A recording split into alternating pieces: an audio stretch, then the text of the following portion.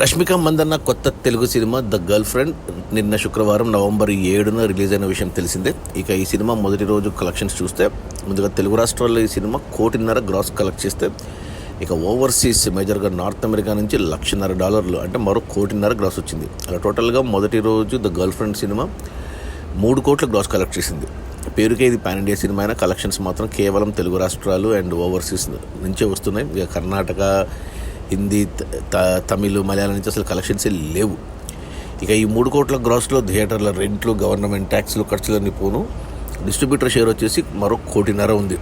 ఈ సినిమాని డిస్ట్రిబ్యూటర్లు 6.5 కోట్ల కొన్నారు. 6.5 కోట్లు వెనక్కి వస్తే సినిమా హిట్ అవుతుంది బాక్సాఫీస్ దగ్గర కమర్షియల్గా. 6.5 కోట్లకు గాను మొదటి రోజు $1.5 వెనక్కి వచ్చింది డిస్ట్రిబ్యూటర్ షేరు. ఇంకా 5 కోట్ల షేర్ వెనక్కి వస్తే సినిమా హిట్ అవుతుంది. 5 కోట్ల షేర్ రావాలంటే మరో 10 కోట్ల గ్రాస్ రావాలి. ఈరోజు శనివారం, రేపు ఆదివారం. ఇక ఈ వీకెండ్లో ఈ 2 రోజుల్లోనే ఎంత కలెక్ట్ చేస్తుందో చూడాలి. అది మన రాహుల్ రవీంద్రన్ డైరెక్షన్లో రష్మిక మందన కొత్త Telugu cinema the girl friend release అయిన మొదటి రోజు 3 కోట్ల గ్రాసు. అందులో డిస్ట్రిబ్యూటర్ షేర్ వచ్చేసి $1.5.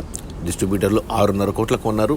$1.5 వెనక్కి వచ్చింది. ఇంకా 5 కోట్ల షేర్ రావాలి అంటే మరో 10 కోట్ల గ్రాస్ రావాలి. వస్తాయా లేదా ఈ వీకెండ్లో తెలిసిపోతుంది. Okay, bye.